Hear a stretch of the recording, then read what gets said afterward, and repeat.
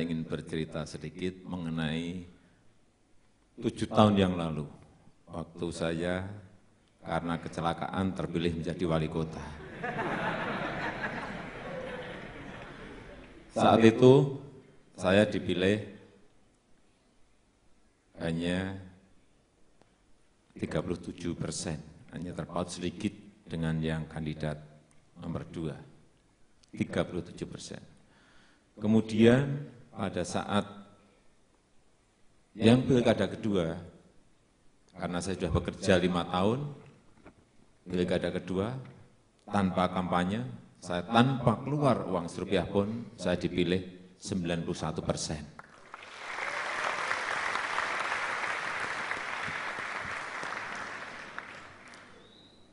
Waktu pilkada yang pertama, setelah terpilih, Jumatnya dilantik. Jumat dilantik. Saya sudah 25 tahun, itu tidak pernah ikut upacara. Tidak pernah ikut upacara. Karena 23 tahun saya hidup di usaha ekspor produk-produk kayu. Sebelumnya, saya juga ikut upacara, tapi hanya sebagai peserta upacara. Hari Jumat dilantik, kemudian Sabtunya libur, Minggunya libur, Seninnya jam 7 saya masuk. Protokol menyampaikan ke saya, Pak, nanti Bapak jadi inspektur upacara. Waduh, 25 tahun nggak pernah upacara, masuk langsung disuruh jadi inspektur upacara.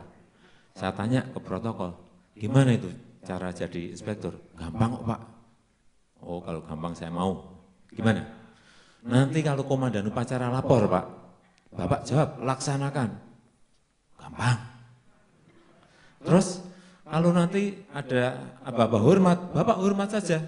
Saya pikir gampang. Terus, kalau nanti ada terakhir bubarkan, Bapak jawab, bubarkan.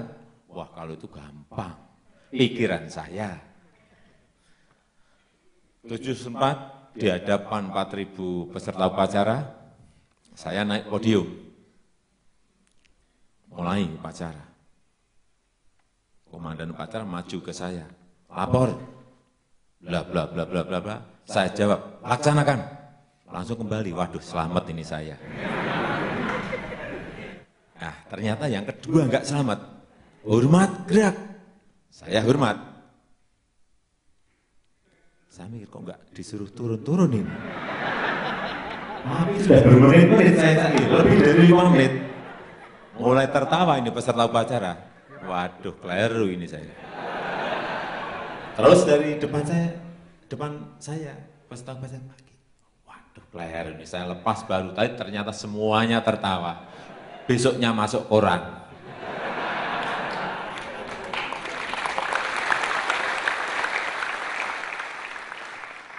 Terakhir saya sampaikan bubarkan. Kemudian yang kedua, sebelum masuk yang serius lagi, ini juga cerita betul. Saya masuk, saya diberi ajudan di balai kotanya. Bapak, ini disiapkan ajudan untuk Pak Wali. Ya, ajudan, ya. Nah, ini ternyata problem juga. Saya dapat ajudan, saya ini kan kurus, badan saya ini beratnya hanya 54 kilo.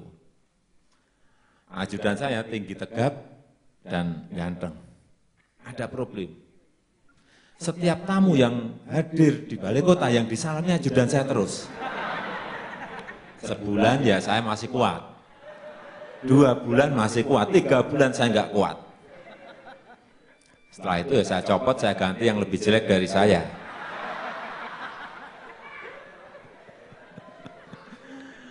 Setelah saya ganti, sampai sekarang selamat saya. Kalau ada tamu yang disalami saya terus. Pak, oh berarti saya sudah punya potongan jadi wali kota. Sebelumnya, karena ajudan saya lebih tegap, lebih ganteng, saya dianggap nggak punya potongan. Mau cerita lagi yang lucu? Nanti jadi stand up komedi nanti.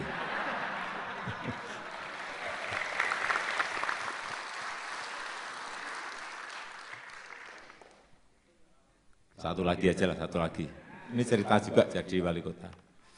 Selama 7 tahun saya jadi wali kota, saya juga kaget ya.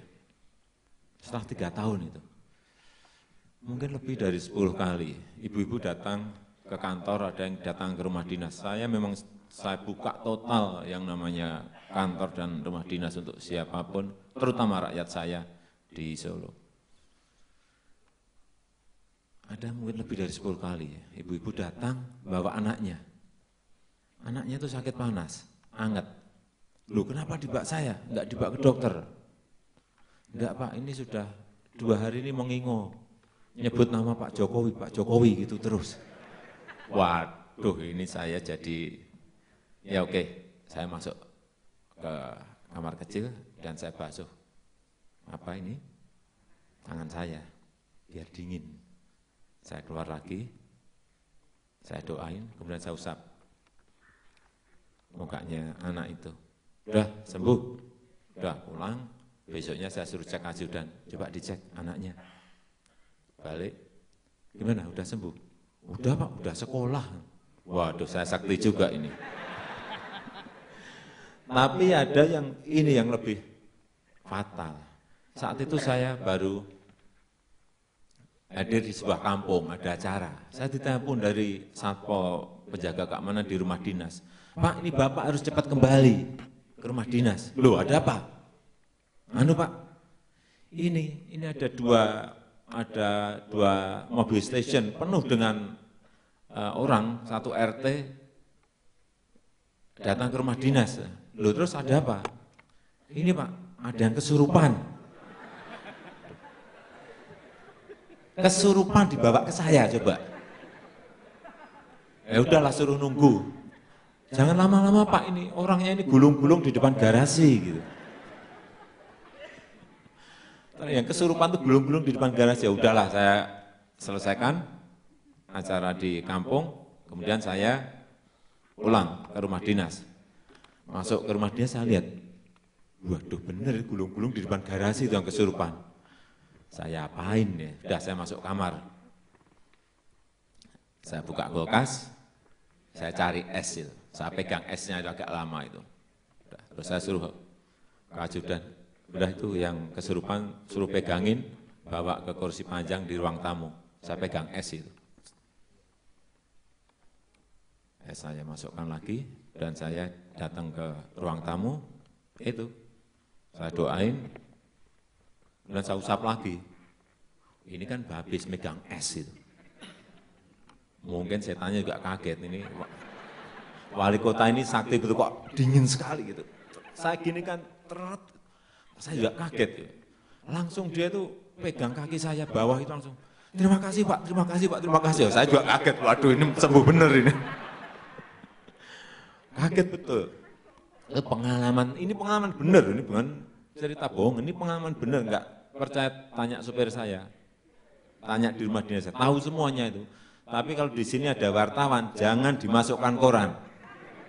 Iya, rumah dinas saya nanti penuh orang kesurupan hanya minta disembuhkan nanti.